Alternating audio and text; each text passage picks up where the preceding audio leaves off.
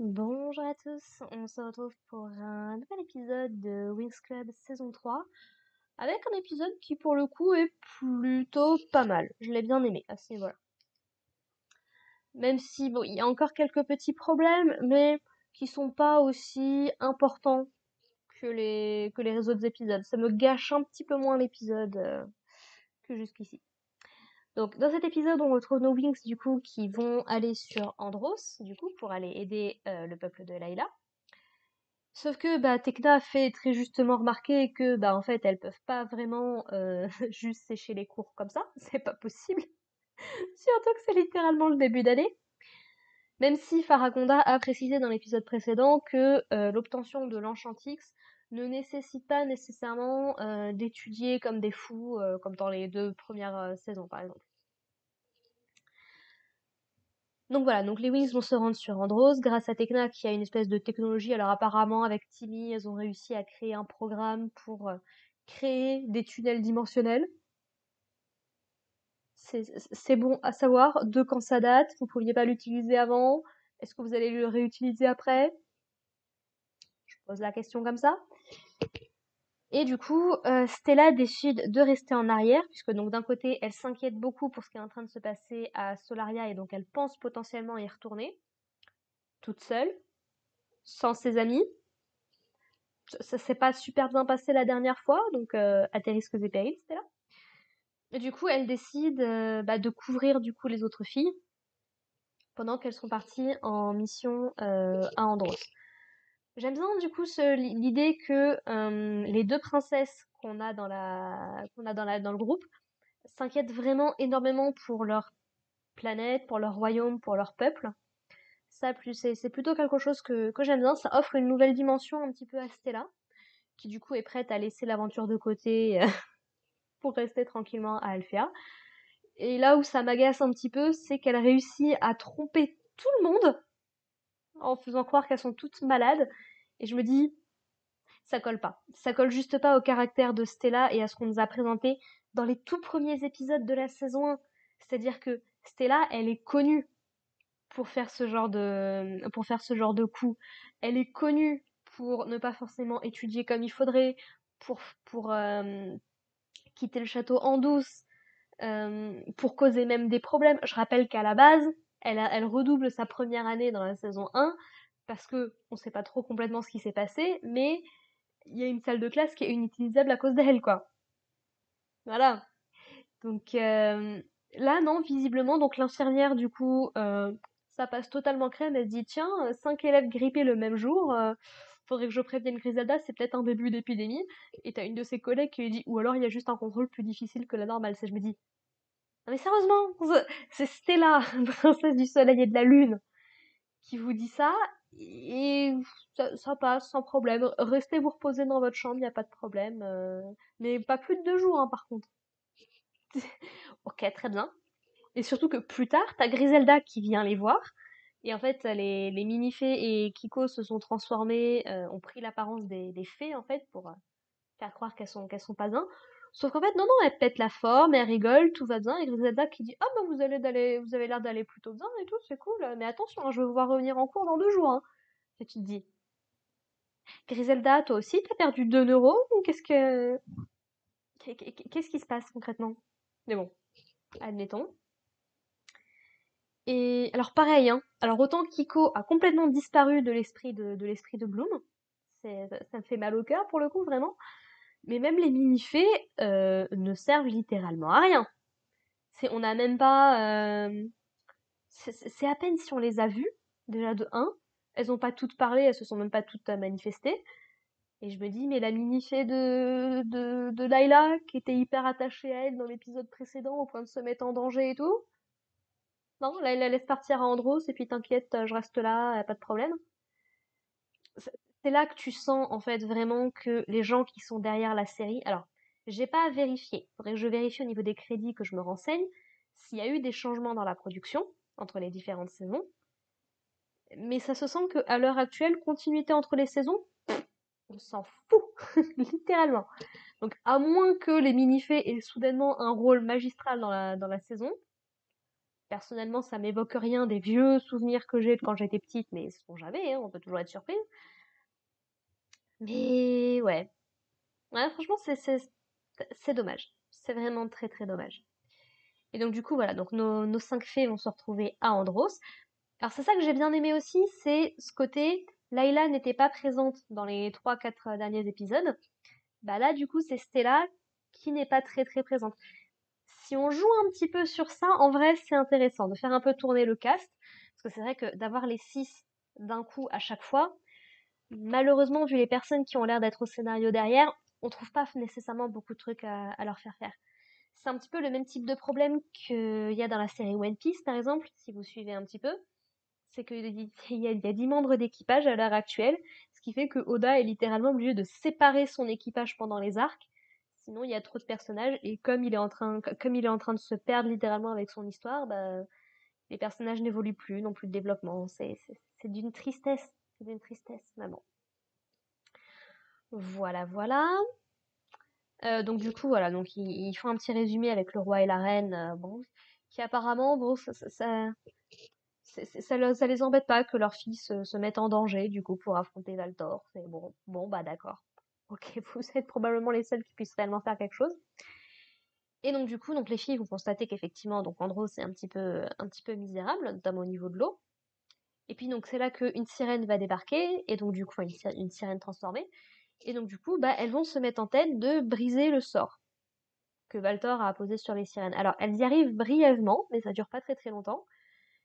Mais j'ai quelques remarques par rapport à tout ça encore une fois. Elles ont l'air d'utiliser de la convergence, mais sans préciser que c'est de la convergence. Je me souviens d'un épisode de la saison 2 qui était plutôt pas mal à ce niveau-là, où on essayait de mettre un peu en place comment est-ce qu'elles pouvaient combiner leur pouvoir ensemble, et notamment euh, comment est-ce qu'elles avaient réussi à créer une créature qui puisse se battre à leur place en combinant tous leurs pouvoirs. Là, non, visiblement, ça leur traverse pas plus l'esprit, c'est juste on balance un rayon magique et puis ça va bien réussir à faire quelque chose. Et là où c'est vachement dommage aussi, c'est que on a fait tout un truc dans la saison 2 sur le fait, enfin, oui, sur la saison 2, sur le fait que Bloom avait des pouvoirs de guérison, notamment grâce à ses pouvoirs de la flamme du dragon. Mais c'est pas utilisé non plus ici dans cet épisode-là. On s'en fiche, c'est même pas, ça leur vient même pas en tête, quoi. Donc, encore une fois, que le pouvoir de la flamme du dragon soit ultra puissant et qu'il attise les convoitises, en soi ne me dérange pas. Et c'est un point que j'aime beaucoup dans la saison. C'est un point que j'aime beaucoup dans la saison 1, le fait que Bloom, du coup, se fait prendre littéralement son pouvoir sur toute la deuxième partie de saison. C'est un truc que j'aimais bien dans la saison 2, que Bloom devienne une méchante, même si c'est pas suffisamment exploité à mon sens. Est-ce que ça aura une importance dans cette saison 3? Visiblement oui, puisque Valtor a l'air de s'intéresser à elle. Pourquoi s'intéresser à Bloom, si ce n'est parce qu'on ressent qu'elle a le pouvoir de la flamme du dragon, qui, je rappelle, est censée être l'énergie qui a créé Magix. Voilà, hein, juste au passage. Mais non, voilà, Bloom ne se sert pas nécessairement de ses pouvoirs, et c'est vraiment dommage, en fait. Parce qu'il y a vraiment du potentiel là-dessus. Mais bon. Du coup, c'est un truc que j'aime bien qu'ils sont en train de préparer sur ce début de saison, c'est comme pour obtenir l'Enchantix, donc le pouvoir ultime, tu es censé sauver quelqu'un de ton royaume. Bah, le truc, c'est que le royaume de Bloom, le royaume de Domino, a été complètement détruit. Il n'y a plus personne, c'est un désert de glace. C'est un peu étonnant d'ailleurs que Bloom se soit pas plus intéressé à ça depuis la saison 1. T'as le pouvoir de la flamme du dragon, peut-être essayer de régler, de faire un truc. Non. D'ailleurs, c'est pareil, mais alors sa sœur Daphné complètement disparue de l'histoire aussi. Alors, je peux comprendre parce que ça a jamais été très très clair si elle était vivante ou si c'était un fantôme. Donc en soi, c'est vrai que post-saison 1, est-ce qu'elle avait vraiment de l'intérêt à être là? On en rediscutera parce que je sais que le personnage revient plus tard dans la série. Mais ouais, c'est un peu dommage. Bon, alors après, Bloom se persuade du coup que ses parents sont toujours en vie, donc à la rigueur, peut-être qu'elle va réussir à sauver ses parents, sait-on jamais. Ou alors, théorie, juste comme ça, vu qu'apparemment elle a l'air d'avoir un lien avec Valtor et que Valtor a l'impression de l'avoir toujours connu, est-ce que Valtor ne viendrait pas de Domino et est-ce que Bloom ne pourrait pas essayer de le sauver? Ça pourrait être intéressant d'avoir dans l'histoire un méchant qui soit plus nuancé que juste les Trix ou le Phoenix qui sont clairement méchants, quoi. Bon, Valtor, il veut dominer le monde, donc c'est un petit peu compliqué, mais il y a peut-être quelque chose en plus qu'on pourrait travailler. Par exemple, imaginons, on sait qu'elle avait une grande sœur, Bloom, mais si ça se trouve, elle avait un grand frère aussi. Pourquoi pas Valtor? Ça pourrait être intéressant. On sait que c'est les sorcières ancestrales qui sont à l'origine de la destruction de Domino. L'épisode le rappelle avec des flashbacks. Ils n'arrêtent pas d'ailleurs, hein. Là, ça fait quelques... Depuis le début de la série, on est épisode 5, je crois. On a déjà eu 3 épisodes où il y a eu des flashbacks sur la situation de Domino. On a compris, c'est bon, on n'est pas des poissons rouges, je pense. Même si ce sont des enfants qui sont censés regarder, on n'est pas des poissons rouges. Donc bon. Non mais voilà, il y aurait moyen de rendre ça plus intéressant que juste, bah, méchant, veut prendre les pouvoirs de Bloom pour dominer le monde. Nyeh, nyeh. C'est moyen, quoi, c'est moyen. Mais bon. Donc voilà, donc du coup, les Trix vont intervenir. Voilà, les Trix vont revenir faire un petit coucou aux Winx, leur dire «Eh, salut, on est là, au fait, au passage, on s'est échappé, et puis bah voilà, on est là maintenant. Let's go». Et je me dis, là encore, c'est pareil, mais pourquoi avoir les Trix dans la série? C'est déjà qu'elles étaient pas utiles en saison 2. À la rigueur, quand elles ont soudainement fusionné en fin de saison 2, ça aurait pu être intéressant à travailler, mais ils ont rien fait avec. Là, les ramener encore une fois en saison 3 pour qu'encore une fois, elles soient les larbins d'un méchant plus puissant, ça apporte pas grand-chose, quoi. Elles étaient tellement intéressantes en saison 1 et tellement mythiques parce que c'était vraiment des méchantes toutes seules, quoi, et qui ont failli détruire la dimension magique. Pourquoi elles sont encore en vie, je sais pas, mais c'est vraiment dommage. Surtout que là, pour ce qu'on en sait, Valtor leur a pas nécessairement donné des pouvoirs extraordinaires. Au moins avec le Phénix, on peut se dire, bon, il leur avait donné, je sais plus comment ça s'appelait leur truc, mais les espèces de bijoux là qu'elles avaient qui augmentaient un peu leur pouvoir. Ok, sauf que là, a priori, elles ont rien, donc elles sont littéralement revenues à leur niveau de fin de saison 1, ou en tout cas de saison 1 sans le pouvoir de la flamme du dragon. Et d'ailleurs, pareil, hein, leur pouvoir, les pouvoirs qu'elles avaient en saison 1, là, quand elles rentraient en sorte de transe et tout, que c'était vachement creepy. Ça aussi, je viens d'y penser, mais ça a complètement disparu aussi. C'est dommage. Franchement, c'est vachement dommage. Surtout que les Winx galèrent pas tant que ça à s'en débarrasser, quoi. Limite, même, c'est un peu insultant qu'elles s'en débarrassent pas en juste un coup, en fait. Mais bon. Donc, du coup, bon, bah, oui, Bloom se fait assommer et va rencontrer Valtor qui lui dit non mais t'as pas besoin d'avoir peur de moi, t'inquiète, tout va bien, on est là, discutons un petit peu. Et ça aussi, c'est intéressant. Il aurait pu réussir un petit peu à la convaincre. Il aurait pu avoir ce côté un peu moins méchant. Là où le Phénix, il se cachait même pas, quoi, d'être méchant et de vouloir la manipuler. Valtor, il aurait pu y avoir des trucs intéressants. Encore une fois, s'il est lié à Domino et aux sorcières et autres, il y aurait pu y avoir un plot beaucoup plus intéressant. Alors, encore une fois, je base ça, j'ai vu que 5 épisodes. J'ai très peu de souvenirs de la saison 3 en tant que telle. J'ai des doutes sur le fait que mes souhaits vont être acceptés, mais sait-on jamais, il y a peut-être un truc plus profond qui se cache là-dedans. Enfin bref, on verra bien par la suite. Mais en fait, ce qui m'énerve, c'est que la série Winx Club, ça me tient tellement à cœur que j'aimerais que niveau scénario et autres, ce soit à la hauteur de ce que ça aurait pu être, quoi. Peut-être parce que j'idéalisais peut-être un petit peu trop ça, mais c'est aussi pour ça que j'ai commencé à faire ces reviews, c'est justement me remettre dedans avec mon regard d'adulte, malgré mon côté fangirl. Parce que, je soyons très honnête, hein, à chaque fois que le générique se lance, je chante, je suis à fond dedans, quoi.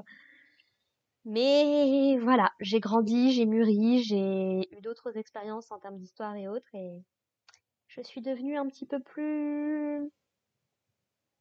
J'aime quand les trucs sont un peu plus profonds, juste en surface, quoi, donc bon. Enfin, voilà. Sur ce, bah écoutez, n'hésitez pas à me dire ce que vous en avez pensé dans... Ah oui!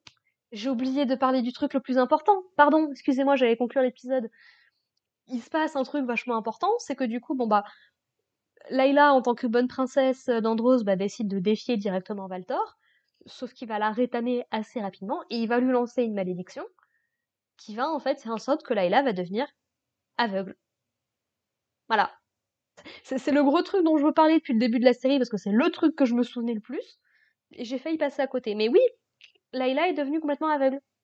Voilà. Ce qui est d'autant plus terrible avec ce personnage-là, et c'est bien trouvé d'avoir fait ça avec elle, c'est qu'on se rappelle que Layla, on l'a appris en saison 2, a peur du noir. Vous imaginez là ne pas être capable de voir du tout? Mais quel enfer.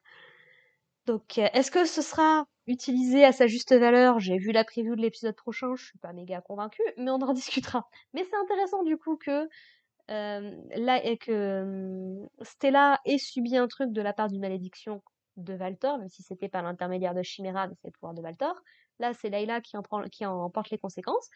Est-ce qu'il y aura d'autres trucs un peu comme ça par la suite? Ça peut être vachement intéressant, même pour le développement des filles. Donc, j'ai assez hâte de voir comment la saison va traiter tout ça. Voilà. Sur ce, bah, cette fois, du coup, je m'arrête là pour cet épisode-là. Portez-vous bien, prenez soin de vous, prenez soin de vos proches. N'hésitez pas à me dire ce que vous en avez pensé dans les commentaires. Et on se retrouve la semaine prochaine pour l'épisode 6. Allez, bye les gens!